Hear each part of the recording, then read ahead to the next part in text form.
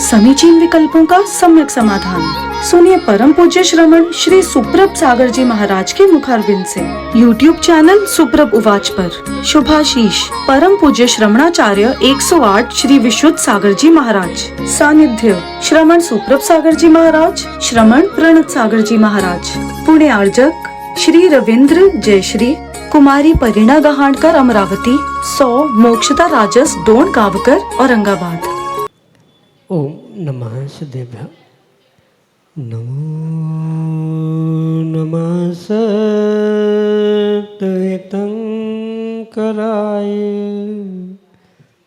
वीराय भव्याम्बुजभास्कराय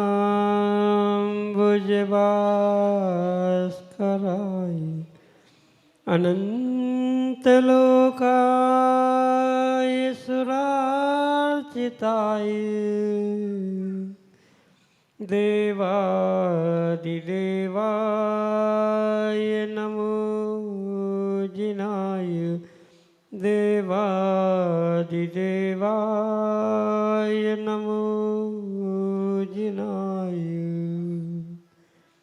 पंच परमेष्टि भगवान की परम पूज्य आचार्य भगवंत गणाचार्य श्री विराग सागर जी महाराज की, परम पूज्य पट्टाचार्य श्री विशुद्ध सागर जी मुनि महाराज की, परम पूज्य मुनि श्री प्रसम सागर जी महाराज की, परम पूज्य मुनि श्री सुप्रभ सागर जी महाराज की।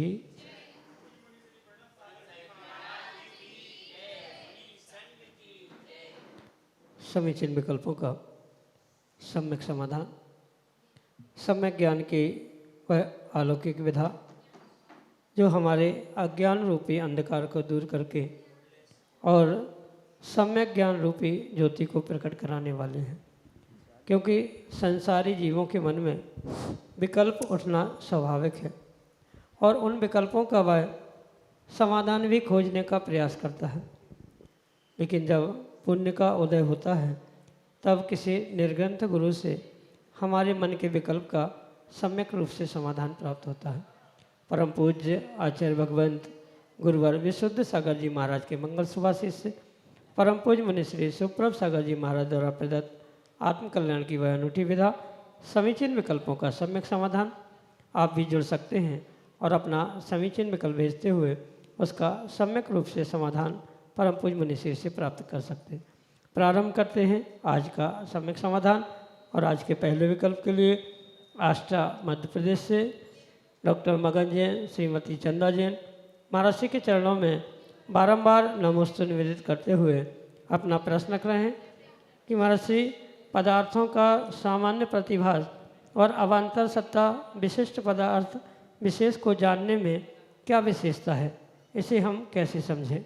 हमारे समीचीन विकल्प का सम्यक समाधान करने की कृपा करें। नमोस्तु महाराज जी, नमोस्तु। ओम नमः सिद्धम। परम पूज्य आचार्य भगवान गुरुवर विशुद्ध सागर जी महाराज की, परम पूज्य मुनि श्री सुप्रभ सागर जी महाराज जी की। द्रव्य की जो दो प्रकार की सत्ता कही है उसमें से सामान्य सत्ता और अवान्तर सत्ता, ये उस द्रव्य को अनेक अपेक्षाओं से समझने के लिए बनाई गई व्यवस्था है।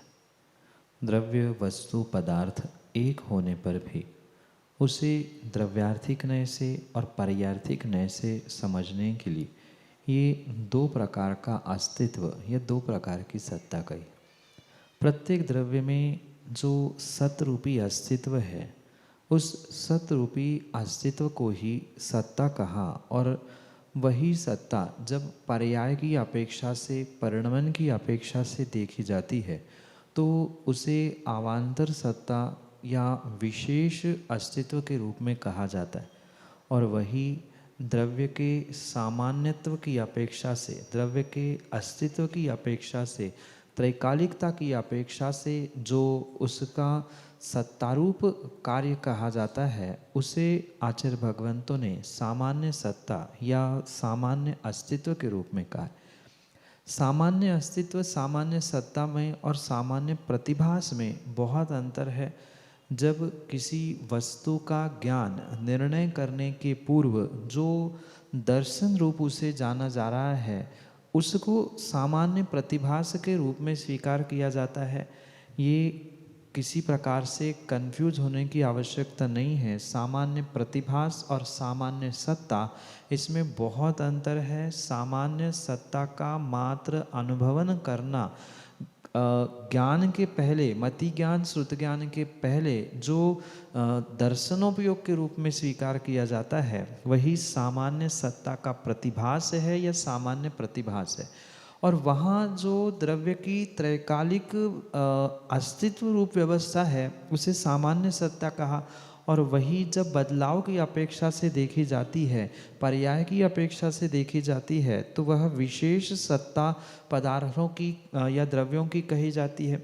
सामान्य रूप से अगर दृष्टांत हम समझे तो जीव द्रव्य का जो चेतनत्व से युक्त अस्तित्व है, सभी पर्यायों में जीव जीव जीव ही रहना, ये उसका सामान्य सत्ता का व्याख्यान हुआ।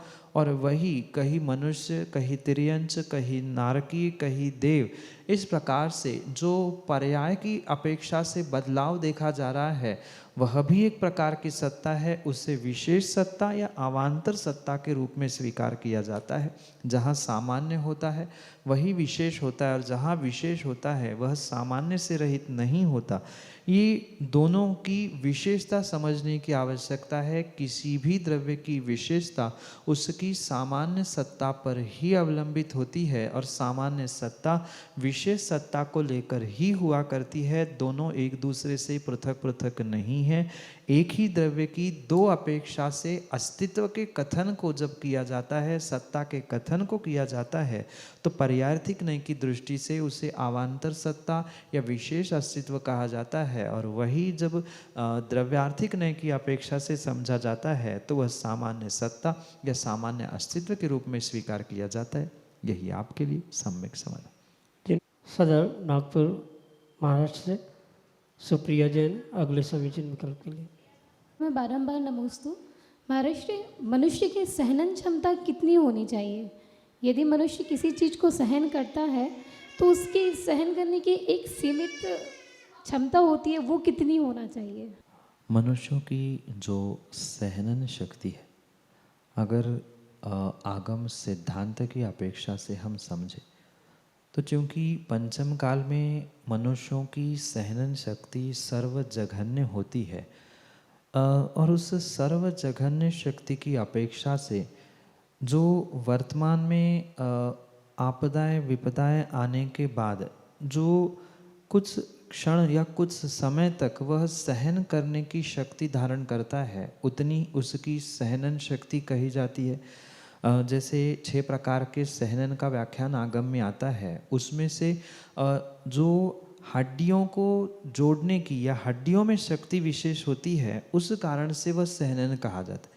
पर जैसे सामान्य परिप्रेक्ष्य में वर्तमान में देखने के लिए मिलता है कि कोई कुछ भी कहता है तो कुछ व्यक्ति तुरंत चिड़चिड़ाने लगते हैं, कुछ तुरंत रिएक्ट होते हैं।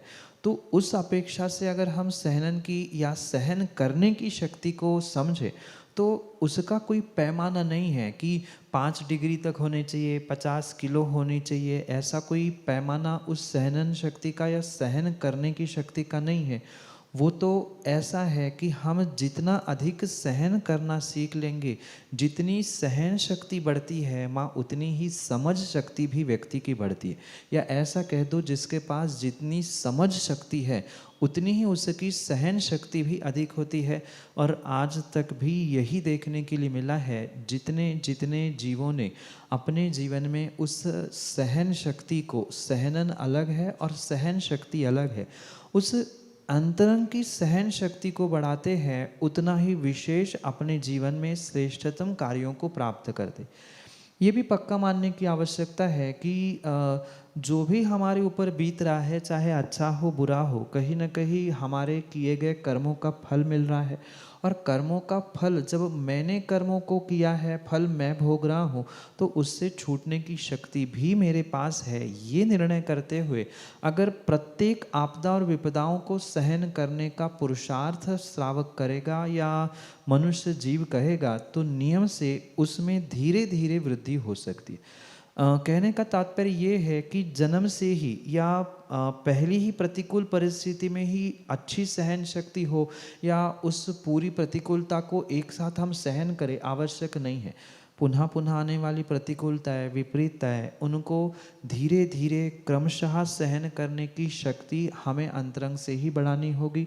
क्योंकि ये निर्णय करना होगा कि आज मैं जितना अपने में उस सहन शक्ति को बढ़ाऊंगा, उतनी वर्तमान में समझ शक्ति और भविष्य के लिए कर्मों की निर्जरा के साथ पुण्य आश्रय बंध की व्यवस्था होने की संभावना है। इसके लिए ये ध्यान रखें, कोई बाहर के पैमाने की, यूनिट की आवश्यकता नहीं है कि कितनी डिग्री बुखार है, ऐसा कितनी डिग्री तक सहन शक्ति बढ़े, वो तो हमारे हाथ में है। पंचम काल में भी बहुत अच्छी सहन शक्ति श्रावक के अंतर्गत भी हो सकती है। मगर मनुष्यों की कहे तो मनुष्यों में ही मुनिराज मिलते हैं, मनुष्यों में ही आरिकाएँ माँ मिलती है, तो उनके पास इतनी सहन शक्ति है, तो आप भी उतनी सहन शक्ति प्राप्त करने का पुरुषार्थ कर सकते हैं। ठीक है, घर में, गृहस्थी में, संसार में कुछ विशेष आपदाएं विपदाएं पुनः पुनः आने की संभावना है, पर उसको समतापूर्वक सहन करना, मात्र इतनी सी बात ध्यान रखते हुए कि कर्म मैंने किए हैं, मुझे उसे ऐसे भोगना पड़ेगा, अन्यथा इसमें पुनः मैंने सहन शक्ति छोड़कर कुछ रिएक्शन की, कुछ प्रतिकार किया, तो पुनः मुझे उसके निमित्त से कर्माश्रय दुखदायी हो सकता है। ये निर्णय करते हुए क्रम से ही आपको अपनी सहन शक्ति को बढ़ाने का प्रयास करना होगा। यही आपके लिए सम्यक हुकुमचंद सेठी, मंत्री श्री पार्थनाथ दिगंबर जैन, सदर मंदिर, नागपुर, महाराष्ट्र से अगले समीचीन विकल्प के लिए। मैं प्रमाण आज परम पूज्य 108 प्रमाण सागर जी महाराज के किताब में से कुछ पढ़ रहा था, तो उसमें 2 शब्द आए थे, सकल चारित्र और विकल चारित्र। तो मेरा पूछना यह है गुरुदेव कि सकल चारित्र क्या है और किसको होता है, और विकल चारित्र क्या है और वो किसको होता है। नमोस्तु भगवान, नमोस्तु। सकल का अर्थ होता है संपूर्ण और विकल का अर्थ होता है अपूर्ण। जो एक देश चारित्र श्रावकों की अपेक्षा से कहा जाता है, उसे विकल चारित्र रूप कहा। और महाव्रतों के अपेक्षा से जो निर्ग्रंथ मुनिराजों को चारित्र प्राप्त होता है या वो चारित्र को प्राप्त करते हैं, उसे सकल चारित्र के रूप में स्वीकार किया जाता है। ये एक अपेक्षा हुई।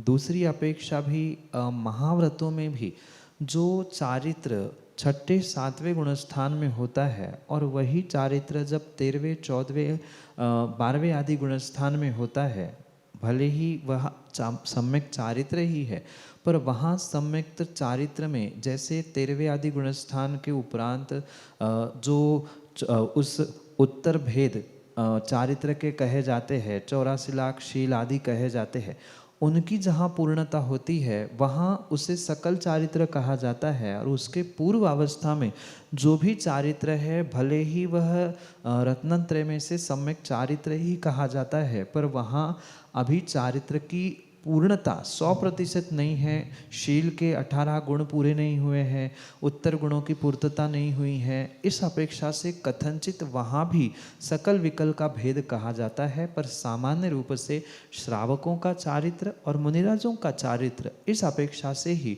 ये सकल और विकल की व्यवस्था स्वीकार की जाती है। क्योंकि मुनिराजों का जो चारित्र है 9 कोटि से त्याग रूप हुआ करता है, चाहे उनकी हिंसा के त्याग की परिणति हो, झूठ के त्याग की परिणति हो, ये पूर्ण रूप से कृत कारित अनुमोदना मन वचन काय इस प्रकार से 9 कोटि से उनका त्याग कहा जाता है।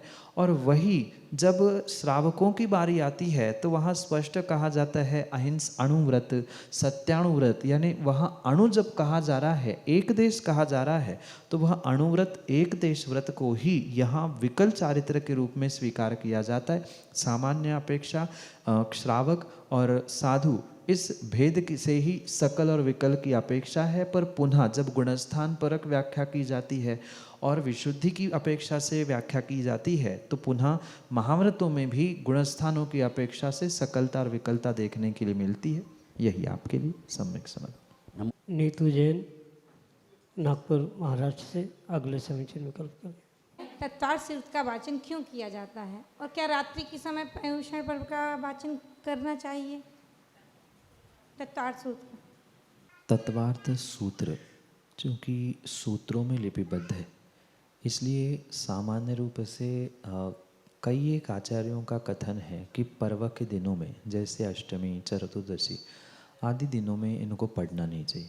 पर अक्सर देखने के लिए मिलता है कि पर्युषण पर्व में लगभग सभी संघों में, सभी मंदिरों में, सभी स्थानों में उस तत्वार सूत्र का पाठ तो कम से कम होता ही होता है।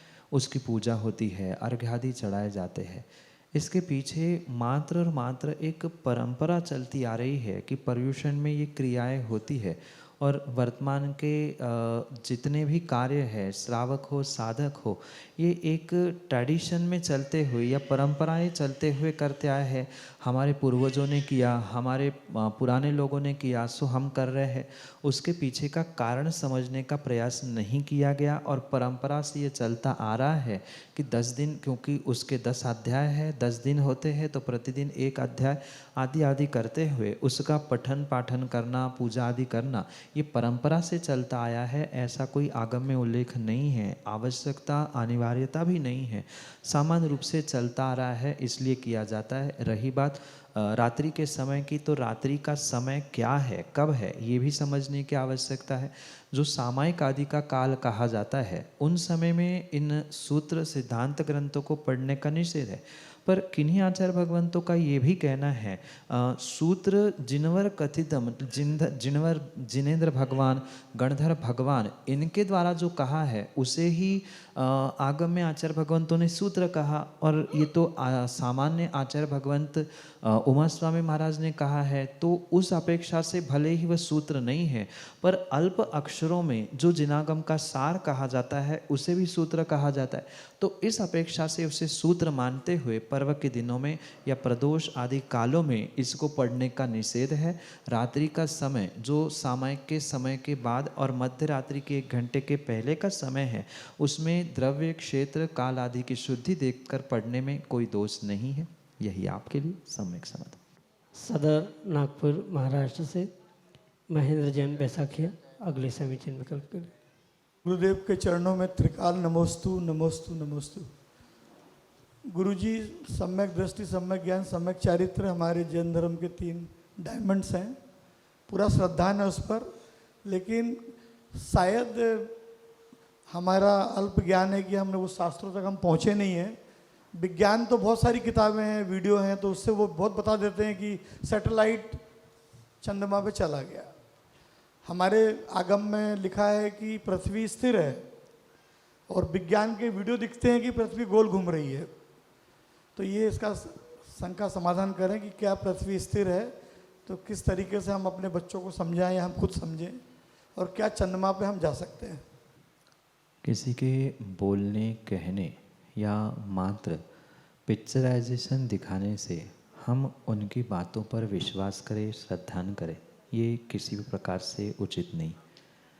क्योंकि चाहे चांद पर जाने की बात हो, चाहे पृथ्वी घूमने की बात हो, मैं तो आपसे और आप जैसे सुधी पुरुषों से ये पूछना चाहता हूँ, क्या आपने स्वयं कभी पृथ्वी घूमते अपनी आँखों से देखा जिस पृथ्वी पर आप बैठे हैं? या आप में से कोई चंद्र पर जाकर देखाया कि चंद्र क्या होता है या यान कैसे होता है?